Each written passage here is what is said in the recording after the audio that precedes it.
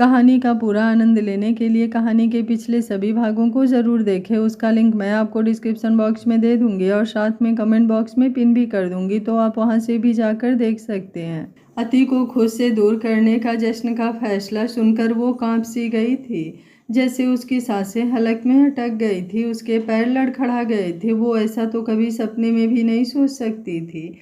वो रोते हुए बोली, ठीक है, आपको वो सब सही नहीं लगता तो ठीक है, मैं कुछ भी नहीं कहूँगी, लेकिन मुझे यूँ खुद से दूर जाने को मत कहिए। मैं कहीं नहीं जाऊँगी, यहीं रहूँगी आपके पास। मैं फैसला ले चुका हूँ और अब मेरा फैसला तो मैं खुद भी नहीं बदलूँगा। कैसा फैसला? अति अब चीखते हुए बोली। मुझे खुद से दूर जाने का फैसला सुनाकर आप कह रहे हैं कि आपने ये फैसला मेरे लिए लिया है? क्या आप नहीं जानते कि मैं नहीं रह सकती आपके बिना? आपके करीब होकर भी हमारे बीच ये दूरियां हैं। क्या ये दूरियां कम थी जो अब आप खुद ही मुझे खुद से अलग कर रहे हैं? दूर भेज रहा हूँ तुम्हें, खुद से दूर या अलग नहीं कर रहा, जश्न ने गंभीरता से कहा। अति रोते हुए ही उसके करीब हुई और उसके चेहरे को अपने हाथों में थाम आंखों में बेहिसाब आंसू लिए बोली, प्लीज़ ऐसा मत कहिए ना, मैं नहीं रह सकती हूँ आपसे दूर, मैं मर जाऊँगी।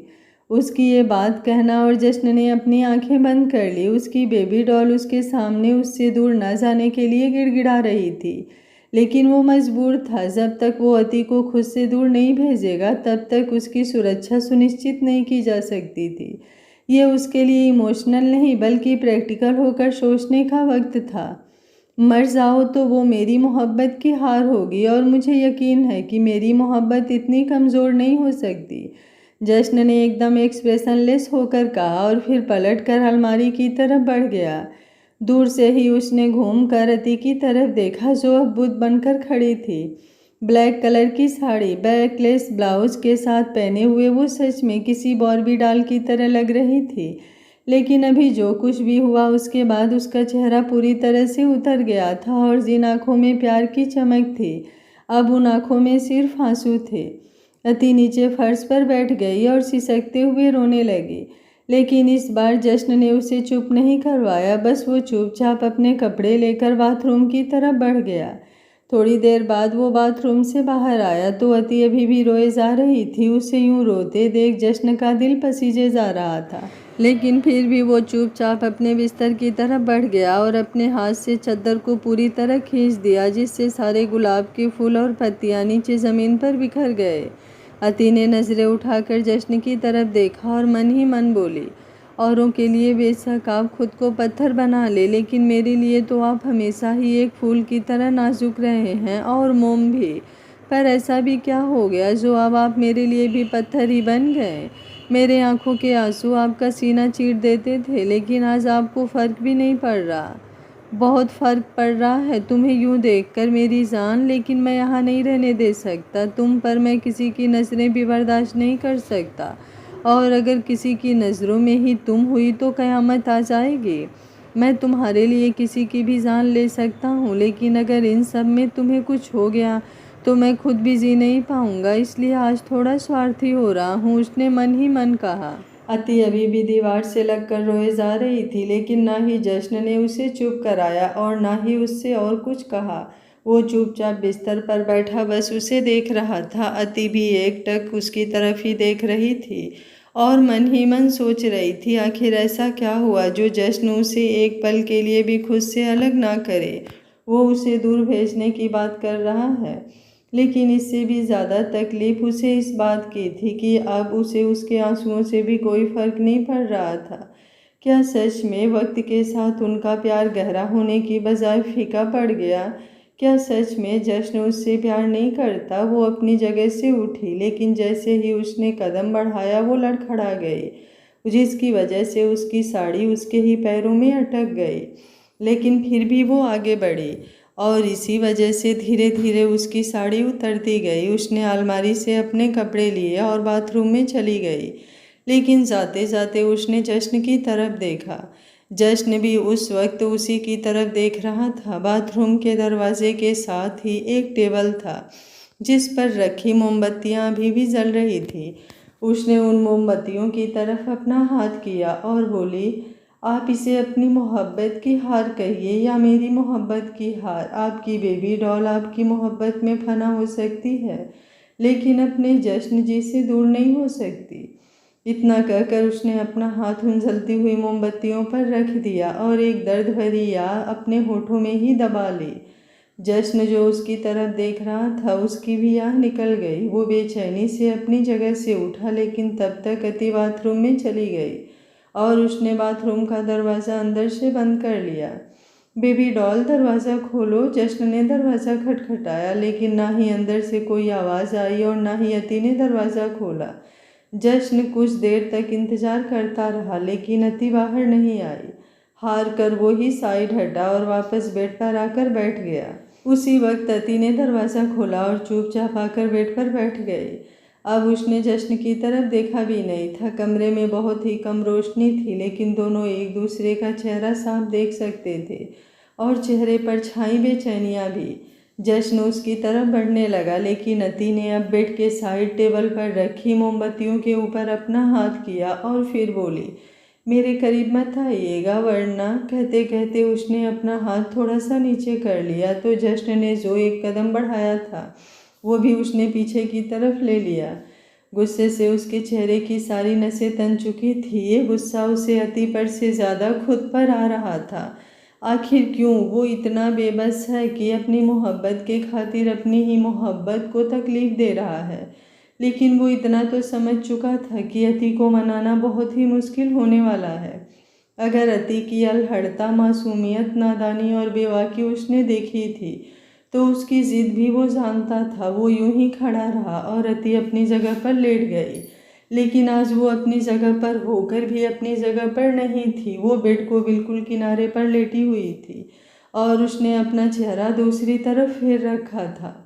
जश्न करीबन आधा घंटा यूं ही अपनी जगह पर खड़ा रहा और जब उसे लगा कि अति सो चुकी है तब वो बेड की तरफ आया। उसने देखा तो अति सच में सो चुकी थी, लेकिन उसके आंखों पर आंसू की बूंदें अभी भी थी। तकिया भी पूरा गीला हो चुका था। उसने उसे पलटकर अपनी तरफ घुमाया और उसके हाथ की तरफ देखा जो बुरी तरह से जल चुका था। उसने उस हाथ को ना जाने कितनी बार चूम लिया और फिर जल्दी से उसकर फर्स्ट एड किट लाया। उस पर मरहम पट्टी लगाते वक्त जश्न की आंखों में भी आंसू आ गए थे। उसने कभी सोचा नहीं था उसकी किस्मत में भी सच्ची मोहब्बत होगी। उसकी बाजारे मोहब्बत, रूहे मोहब्बत बनेगी। दवाई लगाकर उसने उसकी कलाई को थामा और फिर आराम से नीचे रखा। अति को देखते हुए वो खुद भी लेट गया और उसे पूरी तरह से अपनी बाहों में भर लिया। अपना एक हाथ उसने उसके गालों पर रखा और गालों पर आए बाल हटाते हुए बोला, माफ़ कर दो बेबी डॉल, तुम्हें तकलीफ़ दे रहा हूँ, लेकिन ये तकलीफ़ मुझे कितनी तकलीफ़ दे रही है मैं ही जानता हूँ। पर क्या करूँ, कोई तुम्हें मुझसे अलग कर दे, इससे अच्छा है मैं खुद ही थोड़ी देर के लिए तुम्हें खुद से दूर कर दूँ। कम से कम हम दोनों दूर होकर भी साथ तो होंगे। मुझे खुद पर पूरा भरोसा है कि किसी की साजिशों को मैं कभी कामयाब नहीं होने दूंगा। लेकिन अगर कोई तुम्हारी मासूमियत के साथ खेला तो एक बार नहीं 3 बार तुम लोगों की बातों में आकर मुझे छोड़कर जाने का फैसला कर चुकी हो। अब मैं और रिस्क नहीं ले सकता।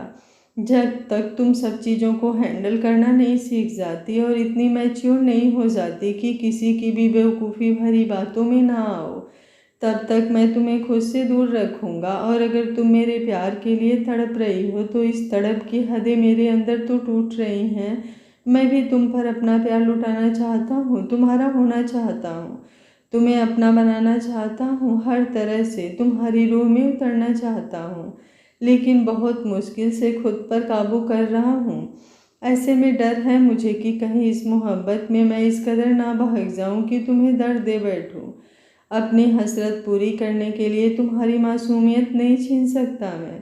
प्यार करने के लिए हमारे पास पूरी ज़िंदगी है और वादा करता हूँ तुमसे कि जब तुम ये सब चीज़ें हैंडल करने लायक हो जाओगी तो तुम्हें इतना परेशान करूँगा कि तुम शर्म के मारे मुझसे शिकायत भी नहीं कर पाओगी।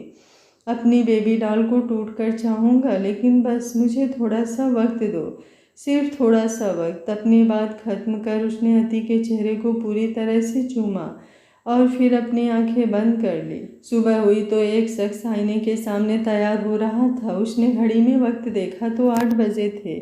सिर्फ 1 घंटा और तुम मेरी आंखों के सामने होगी। तुम्हें जी भर कर देखूंगा और अगर किसी और ने तुम्हारी तरफ नजरें भी उठाई तो। उस शख्स ने अपनी बात बीच में अधूरी ही छोड़ दी, लेकिन उसके एक्सप्रेशंस देखकर ही अंदाज़ा लगाया जा सकता था कि उसके इरादे और उसकी सोच कुछ ठीक नहीं। वहीं दूसरी तरफ अति अपने कॉलेज के लिए तैयार हो रही थी। जश्न जिम से फ्री होकर कमरे में आया तो अति कमरे से बाहर निकल रही थी। उसका कॉलेज 9 बजे शुरू होता था, लेकिन वो जल्दी ही जा रही थी क्योंकि वो जश्न का सामना बिल्कुल नहीं करना चाहती थी। वहीं जश्न ने अति के कंधे पर उसका कॉलेज बैग देखा तो वो हैरान हुआ और उसे दरवाजे पर रोकते हुए बोला, कहाँ जा रही हो? जहाँ रोज़ जाती हूँ। अति ने भी बिना उसकी तरफ देखे ही जवाब दिया, मैंने कहा था ना तुमसे कि अब तुम यहाँ नहीं रहोगी, तो कॉलेज जाने का क्या मतलब? यहीं रहो और अपने जाने की तैयारी करो। अति अब उसकी तरफ घूमी और उसे देखकर हल्का सा मुस्कुराई और फिर बोली, आपको हमेशा अपना फैसला सुनाने की आदत है ना, और लोग आपका फैसला मानते भी हैं क्योंकि शायद उन्हें अपनी जान प्यारी होती है जो आपके लिए तो मायने ही नहीं रखती होगी। लेकिन माफ़ करिएगा जश्न सिंह शेखावत जी, मुझे ऐसा कोई डर नहीं, इसलिए ऐसा सोचिएगा भी मत कि मैं आंखें मूंद कर आपके इस फैसले को मान लूँगी।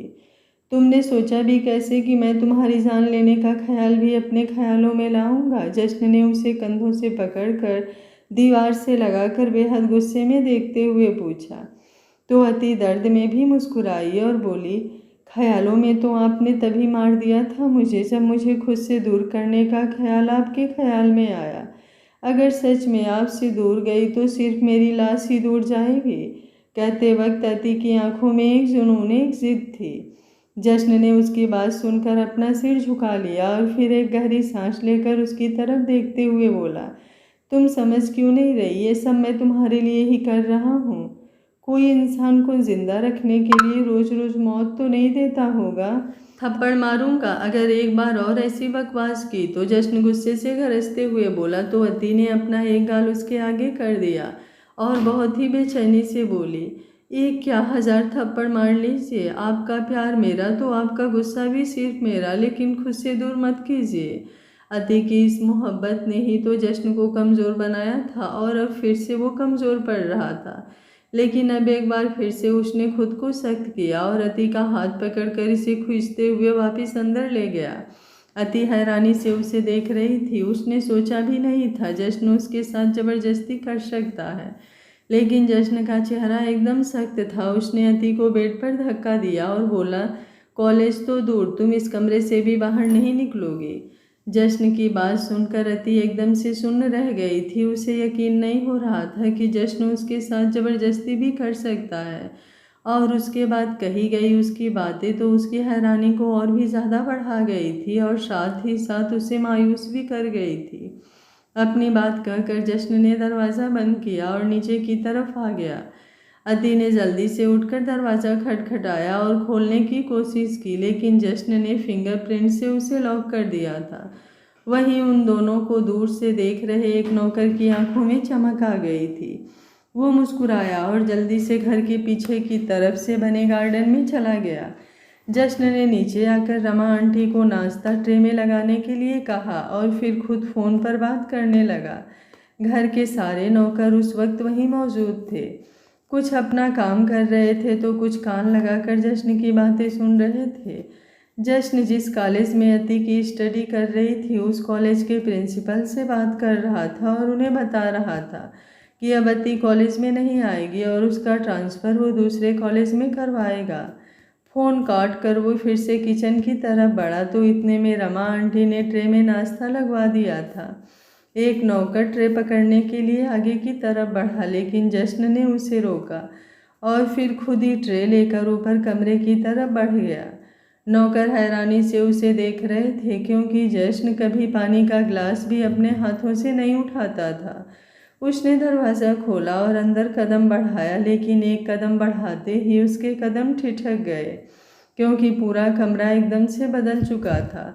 जिस कमरे में रखी एक चीज़ भी कभी इधर से उधर नहीं होती थी, अब वो पूरा कमरा फैला हुआ था।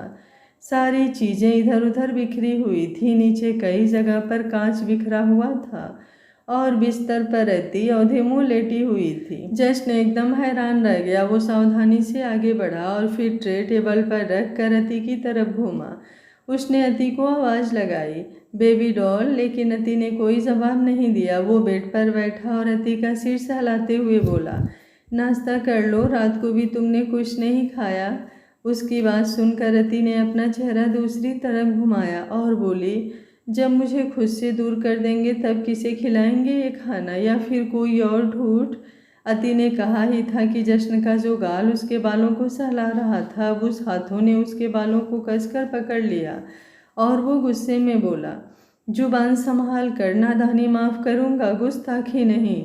अति की आंखों में आंसू आ गए तो जश्न ने उसके बालों को छोड़ दिया और वहाँ से खड़ा हो गया।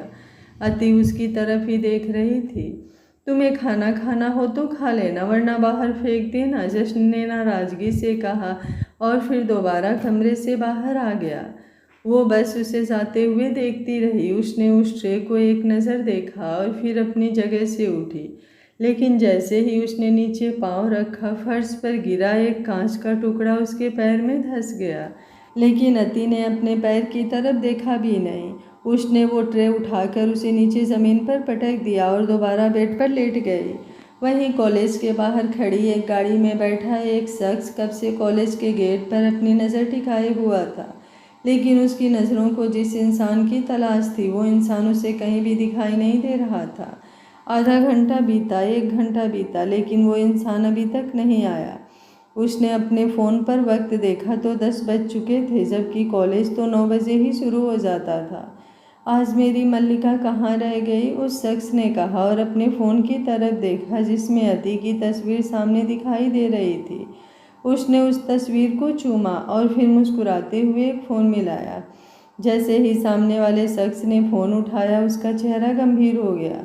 उसने सीधा ही अति के बारे में पूछा, लेकिन सामने से जो जवाब दिया गया वो जवाब सुनकर उसका चेहरा गुस्से से भर गया।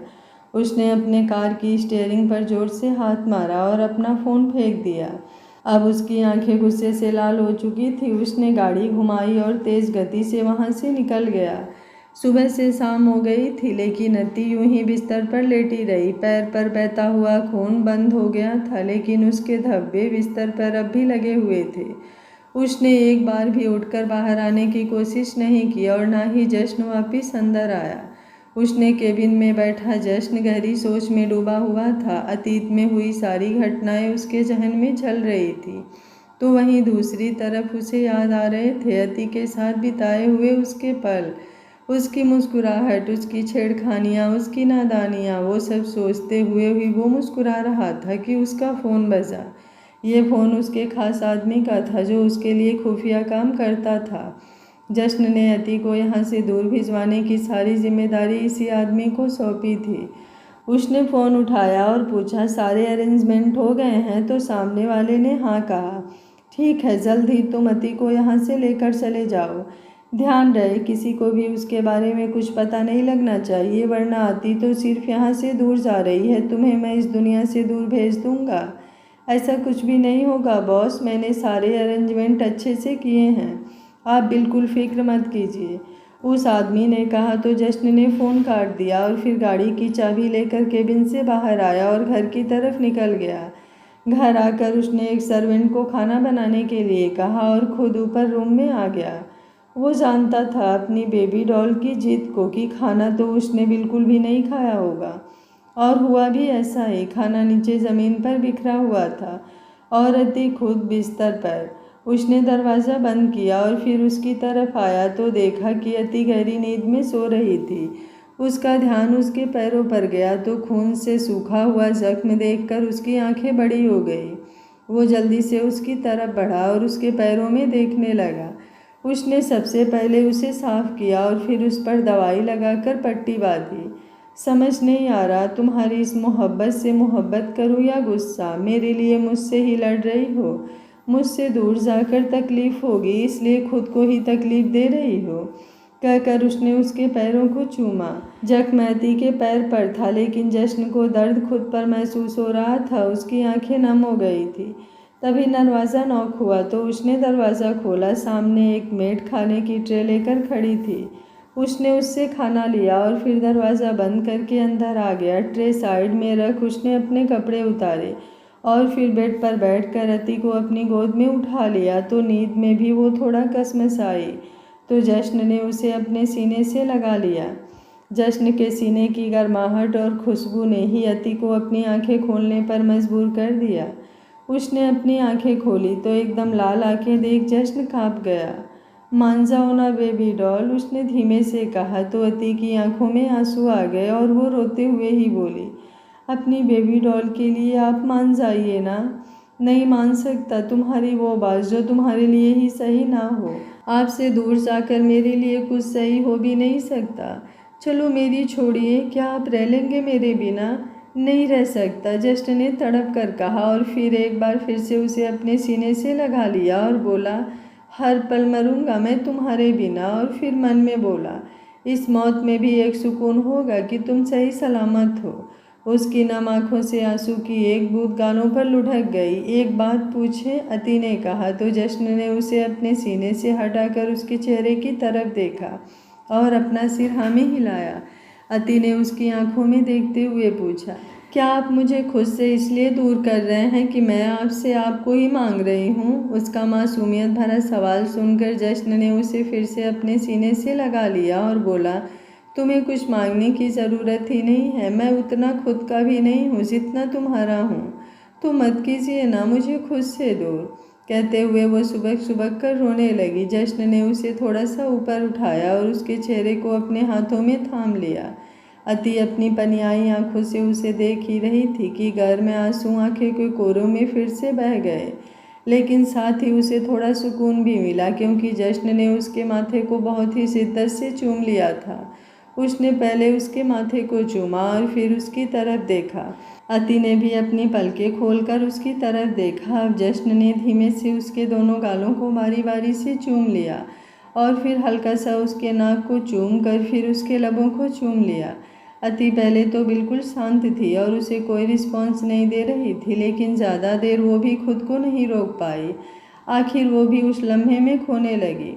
आखिर ये तड़प भी तो अपने मोहब्बत से दूर जाने की थी, तो वो कैसे ना पिघलती अपने मोहब्बत की मोहब्बत से।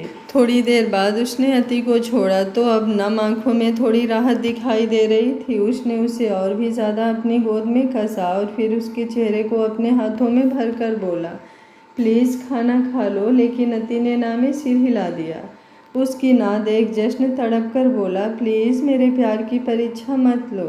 आप भी तो मेरे हिम्मत का इम्तिहान ले रहे हैं, लेकिन मैं बता दूं कि ये हिम्मत सिर्फ आपके सामने है। आपसे दूर जाते ही आपकी बेबी डॉल टूट जाएगी, अति ने कहा और फिर जश्न की तरफ देखने लगी। जश्न ने एक बार फिर से उसके बालों को सहलाया और कुछ सोचने लगा। वो समझ गया था कि अब ज़बरदस्ती से वो कुछ नहीं कर सकता क्योंकि उसकी बेबी डॉल भी उससे कम ज़िद्दी नहीं है, और अगर इस लड़ाई में उसकी बेबी डॉल को ही कुछ हो गया तो इन सब का तो कोई मतलब ही नहीं रह जाएगा। वो अपनी बेबी डॉल को कोई नुकसान होने नहीं दे सकता था और कल से लेकर अब तक सिवाय तकलीफ़ों के उसकी बेबी डॉल को कुछ नहीं मिला था। इसलिए अब उसे ऐसा कुछ करना होगा जिससे उसकी बेबी डॉल मान भी जाए और हिम्मत से आगे भी बढ़े, क्योंकि दुश्मनों को आधी जीत तो तभी हासिल हो जाती है जब हम खुद कमज़ोर हो जाएं, और उसे किसी भी तरह से अति को कमज़ोर नहीं होने देना था। अगर अति को ऐसा लग रहा है कि दूर रहकर उनका प्यार कम हो जाएगा या फिर अब जश्न उससे प्यार नहीं करता इसलिए उसे दूर कर रहा है, तो अब उसे उसकी इस गलतफहमी को दूर ही करना होगा। और अगर इस गलतफहमी को दूर करने में उसे कोई हद भी पार करनी हो तो वो करेगा। उसकी बेबी डॉल उसकी ही है और उसका ये खड़ूस सिर्फ उसका। अब बस उसे अति को यही बात समझानी है। उसने अति के गाल पर फिर से अपने लब रखे तो अति ने हैरानी से उसे देखा, लेकिन अब जश्न रुका नहीं बल्कि उसने उसके दूसरे गाल पर भी अपने होठ रखे और फिर उसके पूरे चेहरे पर ही अपने चुम्बनों की बरसात कर दी। अति के आंखों से आंसू बहने लगे थे। कल से ही वो इस प्यार के लिए तरस रही थी, लेकिन प्यार की जगह सिर्फ उसे तकलीफ ही तकलीफ मिल रही थी। I love you my baby doll, उसने प्यार से कहा तो अति ने आंखें टिमटिमाते हुए उसकी तरफ देखा। वो भी उससे आई लव यू टू कहने को हुई, लेकिन उससे पहले ही जश्न ने उसकी बोलती बंद कर दी। अति को गुदगुदी महसूस हो रही थी। सब कुछ भूलकर वो भी इस पल में खोती जा रही थी। जश्न ने अति को अपने ऊपर लिटा लिया। अति ने उसके सीने पर अपने हाथ रखे और फिर थोड़ा सा सिर उठाकर उसकी तरफ देखने लगी। अति समझ नहीं पा रही थी आखिर वो करना क्या चाहता है। वो एकदम ब्लैंक थी। आई वांट यू, जश्न ने कहा और फिर उसे थोड़ा सा ऊपर खींचा और उसके चेहरे को अपने चेहरे के बिल्कुल करीब ले आया। अति अभी भी उसकी बातों को समझ नहीं पा रही थी, तो उसकी आंखें सवालों से भरी हुई देखकर जश्न ने उसे फिर से कहा, आई वांट माई वुमेन। अति की आंखें बड़ी हो गई। उसे समझ नहीं आ रहा था वो खुश हो या रोए। वो तो कब से अपने जश्न जी की होना चाहती थी, लेकिन जश्न ही उसे खुद से दूर करने पर तुला हुआ था। और अब फिर अचानक से ये सब, उसको खुशी भी हो रही थी और गुस्सा भी आ रहा था कि इतना रुलाकर, इतना तड़पाकर प्यार करने का ये कौन सा तरीका हुआ। पिछले 24 घंटों में वो न जाने कितना तड़प रही थी, क्या क्या महसूस कर रही थी, किस तकलीफ से गुजर रही थी, और जश्न अब उन सब चीज़ों को झुठलाकर उससे प्यार करने की बात कर रहा है। क्या उसकी बेबी डॉल को उसने सच में ही एक डॉल समझ लिया, जिसमें ना ही कोई एहसास है और ना ही कोई जज्बात, जिसे चाहे जितना मर्जी ठुकरा लो उसे कोई फ़र्क नहीं पड़ता, क्योंकि जब आप उसे दोबारा उठाओगे तो वो बस वही मुस्कुराता हुआ चेहरा लेकर आपके पास वापस आएगी। उसकी आंखें भर आई थी और ये बात जश्न भी महसूस कर रहा था। अगले ही पल अति ने उसके हाथों को अपने कमर से हटाया और उससे दूर हो गई। जश्न हैरानी से उसे देखता रहा। वो करवट लेकर उसकी तरफ घूमा तो अति ने भी करवट ली और दूसरी तरफ अपना चेहरा फेर लिया। नाराज हो मुझसे, उसने पूछा तो अति ने बड़े ही बेबसी से कहा। बेबी डॉल कहते कहते आपने मुझको सच में खिलौने वाली गुड़िया ही समझ लिया, और खिलौनों को रूठने का हक नहीं होता, उन्हें तो लोग मनाने के लिए इस्तेमाल करते हैं। उसकी बात सुनकर जश्न सुन्न रह गया। उसकी बेबी डॉल अंदर से कितनी हर्ट हुई है, इस बात का अंदाज़ा उसे अब हो रहा था, और उसके शब्दों में अब उससे भी बहुत आहत किया था। उसने अति के कंधे पर हाथ रखकर उसे अपनी तरफ घुमाया। अति ने पूरी कोशिश की कि वो जश्न की तरफ ना मुड़े, लेकिन जश्न ने उसे अपनी तरफ घुमा ही लिया और खुद भी सरक कर उससे चिपक गया। क्या तुम्हें मुझ पर भरोसा नहीं था? बहुत भरोसा था कि आप कुछ भी कर सकते हैं, लेकिन मुझे कभी खुद से दूर जाने नहीं दे सकते। लेकिन आपने तो भरोसा तोड़ दिया। कभी कभी कुछ चीज़ें ज़रूरी हो जाती है, पर मेरी तो ज़रूरत ही सिर्फ आप हैं। कुछ मत कहो और बस मुझे महसूस करने की कोशिश करो। अगर एक भी एहसास तुम्हें झूठा लगे तो बेशक मुझसे दूर हो जाना, जश्न ने कहा तो अति ने नज़रें उठाकर उसकी तरफ देखा। अगर आंखें उसकी रो रो कर सूज चुकी थी तो जश्न की आंखें भी बेचैन थी। आंसुओं ने अंदर ही रहकर उन्हें बेहाल कर दिया था। दोनों का चेहरा ही एक दूसरे के चेहरे के बिल्कुल करीब था। उसे इंतज़ार था कि कब अति आगे बढ़े, कहीं वो ज़बरदस्ती कर एक बार फिर से अपनी बेबी डॉल को हर्ट ना कर दे। और अगले ही पल अति ने उसके इंतज़ार को ख़त्म कर दिया। अब जश्न नहीं बल्कि अति उसके लबों को चूम रही थी और धीरे धीरे उनके प्यार की गहराई भी बढ़ती जा रही थी।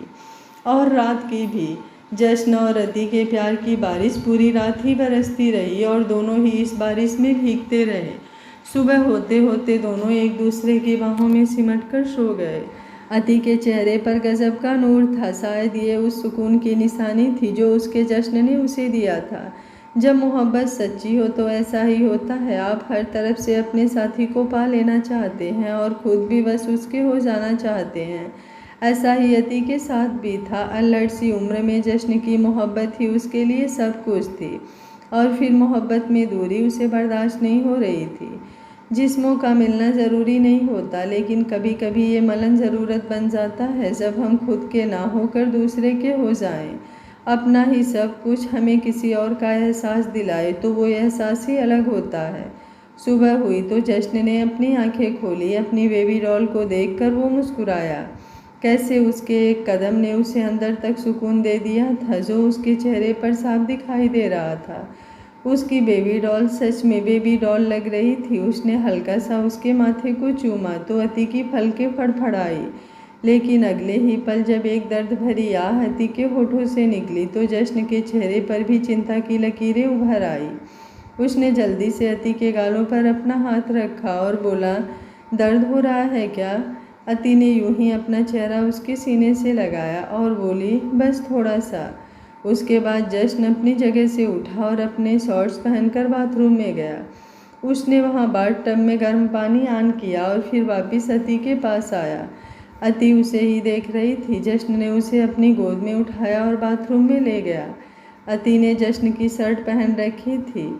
जश्न ने उसे बाथ टब में डाल दिया और खुद बाहर चला गया। अति उसे हैरानी से देख रही थी और उसकी हैरानी तब और भी ज़्यादा बढ़ गई जब उसने जश्न के हाथ अपने पैरों पर महसूस किए।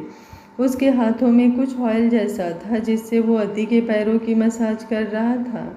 ये आप क्या कर रहे हैं? उसने उसके हाथों को रोकते हुए पूछा तो जश्न ने बड़े आराम से उसके हाथों को पीछे किया और बोला, अगर दर्द मैंने दिया है तो राहत भी तो मैं ही दूंगा। अति की आंखों में आंसू आने लगे थे। उसने सोचा नहीं था उसे भी जिंदगी में इतनी मोहब्बत मिलेगी। जब मेरी उमेन बात बात पर रोती है तो मुझे बिल्कुल अच्छा नहीं लगती, क्योंकि शेरनियाँ रोती नहीं दहाड़ती हैं। दहाड़ती हुई शेरनियाँ तो औरों के लिए होती हैं, अपने शेर के लिए तो उसका दिल चंचल हिरण जैसा होता है। उसकी बात सुनकर जश्न मुस्कुरा रहा था और साथ ही साथ उसके पूरे बदन पर मसाज किए जा रहा था। गर्म पानी और उसमें जश्न द्वारा की गई मालिश ने उसके पूरे दर्द को दूर कर दिया था। थोड़ी देर बाद दोनों बाहर आए। डाइनिंग टेबल पर नाश्ता लग चुका था। जश्न ने अपने हाथों से अति को नाश्ता करवाया। उसके बाद उसने उसे जल्दी से उस कमरे में जाकर तैयार होकर नीचे आने के लिए कहा। अति ने उससे पूछा कि वो दोनों कहाँ जा रहे हैं, लेकिन जश्न ने उसे फिर से जल्दी से तैयार होने के लिए कहा और फिर किसी को फ़ोन मिलाते हुए वहाँ से बाहर आ गया। अति मुस्कुराते हुए अपने कमरे में तैयार होने के लिए गई और फिर थोड़ी ही देर बाद नीचे आई। जश्न ने उसका हाथ थामा और उसे गाड़ी में लेकर घर से निकल गया। ड्राइव करते करते जश्न की गाड़ी बहुत दूर आ चुकी थी। अति उसे हैरानी से देख रही थी, क्योंकि वो लोग अब शहर के बाहर की तरफ बढ़ चुके थे। थोड़ी देर बाद उनकी गाड़ी एक हाईवे पर रुकी और जश्न गाड़ी में से बाहर निकला। अति भी हैरान होते हुए बाहर आई और जश्न की तरफ देखते हुए पूछने लगी, ये हम कहाँ आए हैं?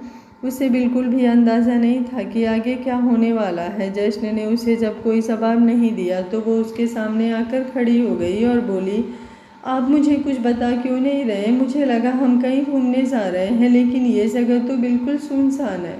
मुझे घबराहट हो रही है। प्लीज़ बताइए ना, हम यहाँ क्यों आए हैं? अति का सच में दिल बहुत ज़्यादा घबरा रहा था, जैसे कोई तूफान आने वाला हो। वहीं जश्न का चेहरा बिल्कुल सख्त हो चुका था। ना ही उसके होठों पर कोई मुस्कुराहट थी और ना ही आंखों में कोई खुशी। थोड़ी देर बाद एक दूसरी कार भी काफ़ी स्पीड से उनके आगे आकर रुकी। उसी कार में सिर्फ एक ही आदमी था जो उस कार को ड्राइव कर रहा था। वो आदमी कार से बाहर आया और जश्न और अति की तरफ बढ़ गया। अति की धड़कनें बहुत ज़्यादा तेज हो चुकी थी। जश्न ने अचानक ही उस आदमी को हाथ दिखाकर इशारा किया तो वो आदमी अपनी जगह पर ही रुक गया और उसके बाद जश्न ने उसे हाथ से पलटने का इशारा किया तो वो आदमी पलट भी गया। अब वो आदमी जश्न और अति को नहीं देख पा रहा था। जश्न ने अति को खींचकर एकदम से अपने सीने से लगा लिया और उसकी आंखों से आंसू बह गए। अति तो बस उसे देखती ही रह गई कि आखिर ये सब क्या हो रहा है। उसके दिल में उथल पुथल मची हुई थी और दिमाग की नसें फटने को हो चुकी थी। वो नहीं नहीं बड़बड़ाती हुई जश्न से अलग हुई और बोली, आप मेरे साथ ऐसा नहीं कर सकते। उसकी आंखों में बेहिसाब आंसू बह रहे थे। उसने जश्न को गिरेबान से पकड़ा और बोली, मैं जान ले लूँगी आपकी और ख़ुद की भी जान दे दूँगी अगर आपने सोचा भी कि आप मुझे इस तरह से खुद से दूर कर देंगे। जश्न कुछ नहीं बोला, बस चुपचाप उसे देखता रहा। जवाब दीजिए ना, कहिए ना कि जो मैं सोच रही हूँ वो बिल्कुल गलत है। आप सिर्फ मुझे डरा रहे हैं। मम्मा मजाक कर रहे हैं ना मेरे साथ? बोलिए ना प्लीज़, प्लीज़ बोलिए ना। लेकिन जश्न बिल्कुल खामोश रहा। उसे यूं चुप देखकर अति ने उसके गिरेबान को छोड़ा और फिर से उसके सीने से लग गई और रोते हुए बोली, आप जान है मेरी, आपसे दूर गई तो मेरी जान निकल जाएगी। सच में मैं मर जाऊंगी। आप बेशक मुझे अपने हाथों से मार दीजिए, पर इस तरह मुझे तड़पाइए मत। मैं नहीं रह पाऊंगी आपसे दूर। सुन रहे हैं आप? मैं नहीं रह पाऊंगी आपसे दूर, मैं मर जाऊंगी जश्न जी, मैं मर जाऊंगी। बेहिसाब रोते हुए अति इतनी बात बोलकर वो जश्न के सीने से लिपटे हुए ही नीचे उसके पैरों में गिर गई। जश्न का दिल पसीज रहा था अपनी बेबी डॉल की ये हालत देखकर, लेकिन वो मजबूर था कि अपनी ही मोहब्बत को तकलीफ से बचाने के लिए अपनी ही मोहब्बत को तकलीफ दे रहा था। उसने अति को कंधों से पकड़कर खड़ा किया और फिर उसके चेहरे को अपने हाथों में भरा। अति एकदम बदहवास सी हो चुकी थी। जश्न ने बड़े ही प्यार से उसके माथे को चूमा और फिर उसका एक हाथ पकड़कर अपने सिर पर रख कर बोला, तुम्हें रहना होगा, तुम्हें मेरी कसम, तुम्हें मेरे बिना रहना होगा। अति उसकी बात सुनकर ना ही उसके सिर पर से हाथ उठा पाई और ना ही अब रो पाई। उसके आंसू वहीं थम गए। जश्न उसे देखते हुए दोबारा बोला, तुम्हें मेरी और तुम्हारी मोहब्बत की कसम, तुम्हें मेरे बिना रहना होगा, मेरा प्यार हमेशा तुम्हारे साथ होगा। तुम मेरी हो और मैं तुम्हारा, लेकिन तुम वापस नहीं आओगी जब तक मैं तुम्हें खुद, अब आप मुझे खुद भी बुलाएंगे तो भी मैं नहीं आऊँगी। आपकी पत्नी हूँ मैं, कोई खिलौना नहीं जिसे आप जब चाहें अपने पास बुलाएं और जब चाहें दूर फेंक दें। आप मुझे तड़पाकर खुद से अलग कर रहे हैं ना, लेकिन मैं आपको तड़पते हुए देखकर भी आपके पास नहीं आऊँगी।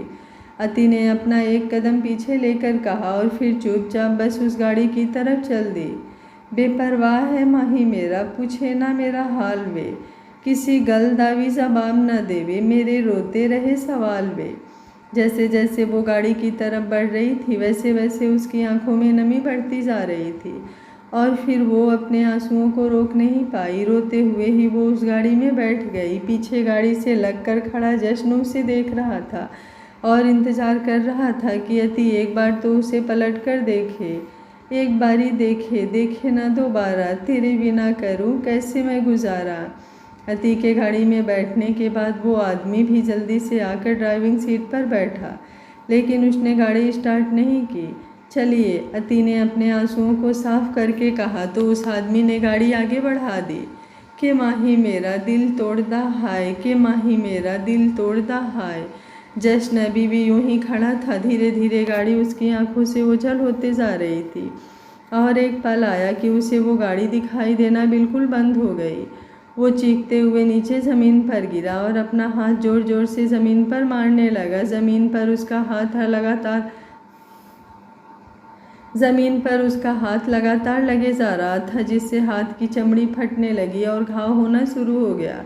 पूरा हाथ उसका लहूलुहान हो गया था, लेकिन उसे ये दर्द तो महसूस ही नहीं हो रहा था। वहीं गाड़ी चलाते हुए उस आदमी के चेहरे पर अब एक शैतानी मुस्कुराहट तैर रही थी। उसने अपना फ़ोन निकाला और किसी को मैसेज किया, आपका काम हो गया, लेकिन अब मुझे इस काम के पैसे डबल चाहिए।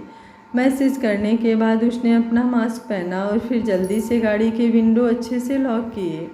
अति को इन सब की भनक भी नहीं हुई, क्योंकि वो तो पीछे बैठी अपनी किस्मत पर रो रही थी। कल तक जिस किस्मत पर उसे नाज था, अब उसे उसी से नफरत हो रही थी। अचानक ही उस गाड़ी में एक स्प्रे फैल गई, जिसकी बदबू बहुत ही ज़्यादा गंदी थी। अति को सांस लेना भी मुश्किल हो रहा था, लेकिन वो कुछ कहती उससे पहले ही वो बेहोश होकर एक तरफ लुढ़क गए। वहीं दूसरी तरफ जश्न घर वापस आया तो सीधा अपने कमरे में ही आया। इस वक्त वो किसी आग की तरह तप रहा था। आज तक ना ही कोई उसकी मजबूरी बन पाया था और ना ही किसी ने उसे इतना मजबूर किया था। उसके लिए फैसले ने कभी उसे दिख नहीं दिया, लेकिन खाली कमरा और अति की याद उसे उसकी औकात याद दिलवा रही थी कि होगा वो दुनिया का राजा, लेकिन मोहब्बत में वो फ़कीर रहा। अपनी ही मोहब्बत को, जो उसे उसकी सांसों से भी ज़्यादा प्यारी थी, उसने उसे दूर कर दिया। काश वो जश्न सिंह शेखावत ना होता, कोई आम इंसान होता जिसके पास भले इतना सब कुछ ना होता, लेकिन उसका प्यार तो होता। उसके दुश्मन तो दूर, उसके दोस्त भी ना होते, बस उसका प्यार, उसकी बेबी डॉल उसके साथ होती। उसने कमरे में रखी सारी चीज़ें फेंकनी शुरू कर दी। कुछ ही पलों में उसने वो पूरा कमरा तहस नहस कर दिया था। ये उसका वो गुस्सा था जो उसे खुद पर आ रहा था। उसने साइड में बनी कबर्ड में से एक वाइन की बोतल निकाली और उसे मुंह लगा लिया।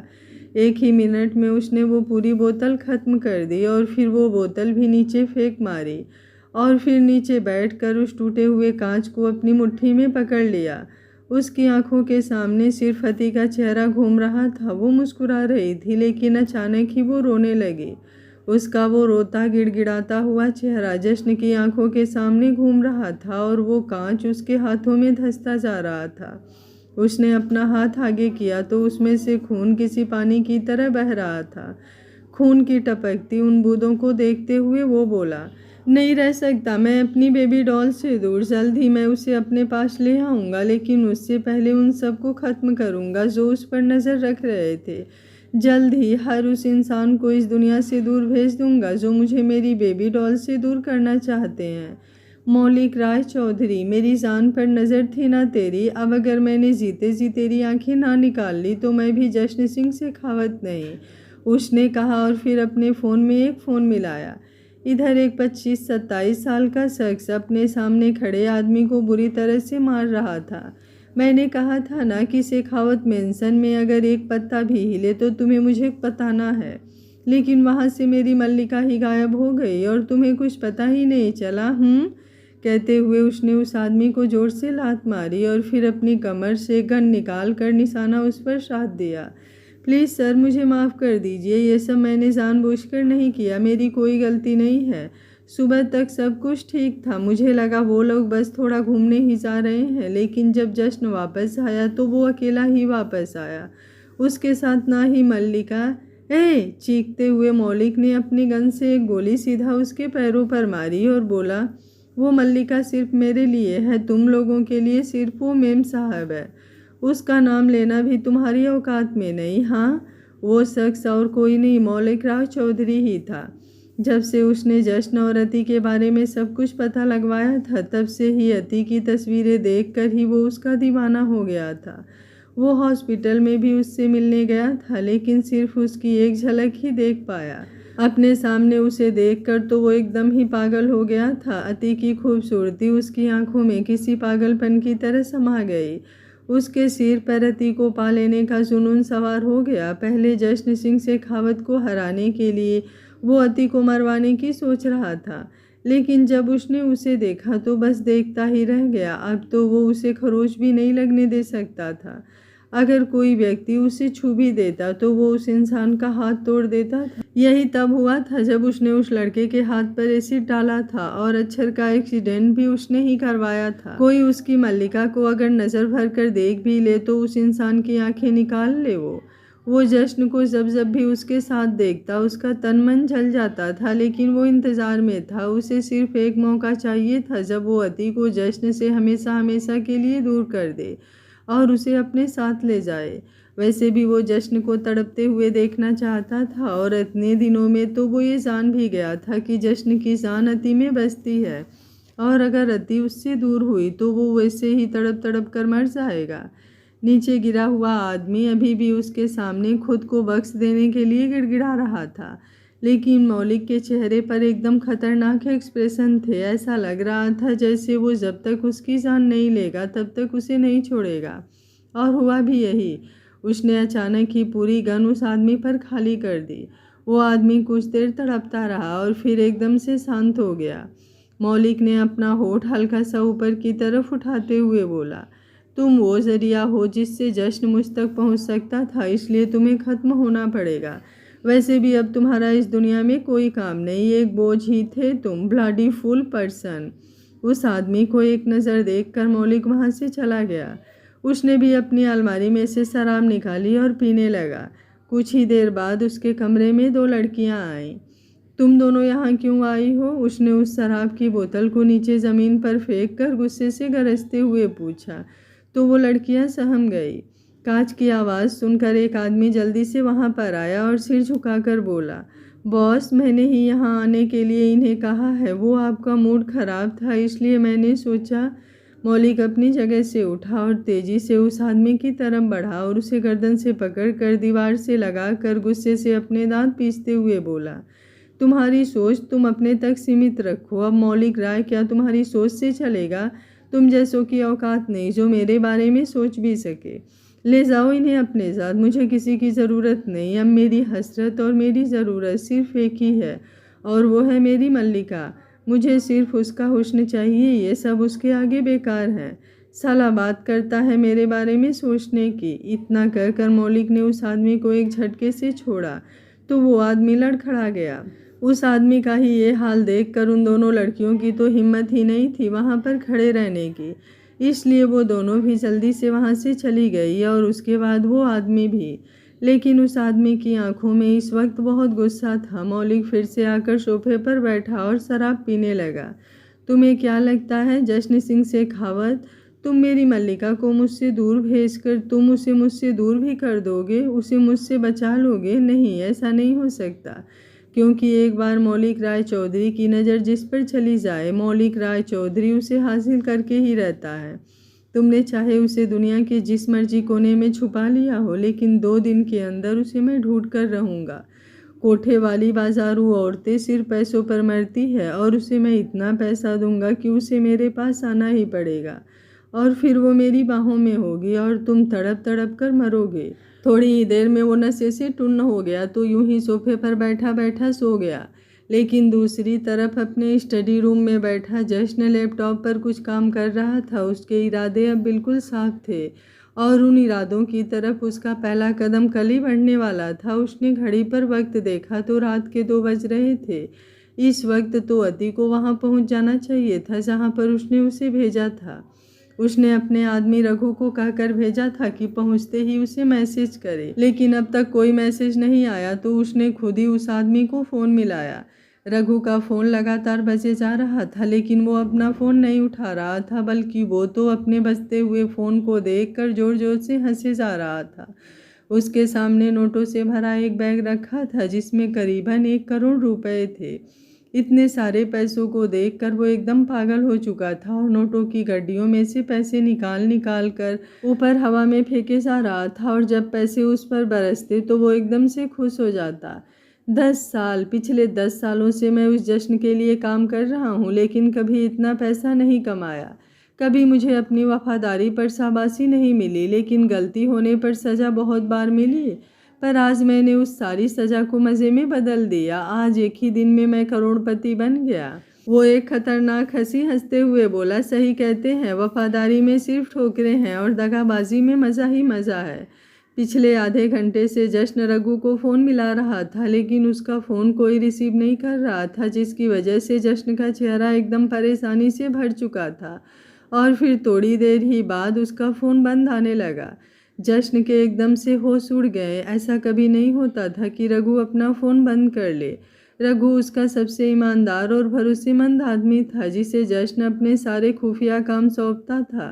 गुस्से में आकर जश्न ने वो फ़ोन ज़मीन पर पटक दिया और चीख कर बोला, अगर मेरी बेबी डॉल को कुछ भी हुआ तो मैं किसी को भी जिंदा नहीं छोड़ूंगा। आज तक ना जो आई हो वो क़यामत आएगी। इस दुनिया को जूते की नोक पर रखने वाला जश्न इस दुनिया को अपने पैरों तले कुचल देगा। जल्द ही जश्न ने अपने आदमियों को रघु का पता लगाने के लिए कह दिया था, लेकिन वो खुद हाथ पर हाथ धरकर बैठ नहीं सकता था। वो नीचे आया और एक सर्वेंट को उसने उस आदमी को बुलाने के लिए कहा जो उसके ही घर में रहकर मौलिक का काम कर रहा था। जश्न की नज़र उस पर बराबर बनी हुई थी, लेकिन अति को रघु के साथ भेजकर वो निश्चिंत हो चुका था, इसलिए उसने उस पर ध्यान ही नहीं दिया। तभी उस सर्वेंट ने आकर बताया कि रामू अपने क्वार्टर में नहीं है और शाम से ही उसे किसी ने नहीं देखा। उस सर्वेंट की बात सुनकर जश्न ने वहां पर रखे हुए टेबल पर जोर से लात मारी तो उसका कांच नीचे गिर गया और पूरा चकनाचूर हो गया। वो गुस्से से भरा हुआ घर के बाहर की तरफ बढ़ा और गाड़ी में बैठकर वहां से निकल गया। थोड़ी ही देर में वो चौधरी मेंशन के बाहर था। उसकी गाड़ी दरवाजे को चूड़ती हुई मेंशन के अंदर गई और वो डैशबोर्ड से गन निकाल कर बाहर निकला। क्या समय रहते जश्न अति का पता लगा पाएगा? आखिर रघु ने अति को किसे दिया है जिसने उसे इस काम के 1 करोड़ रुपए दिए? आगे क्या होगा कहानी में जानने के लिए कहानी के साथ बने रहिए। आज का पार्ट आप लोगों को कैसा लगा कमेंट बॉक्स में अपनी राय ज़रूर दीजिएगा। वीडियो पसंद आ रहा है तो लाइक शेयर एंड चैनल को सब्सक्राइब कर लीजिएगा। Thank you for watching. मिलते हैं कहानी के अगले भाग में।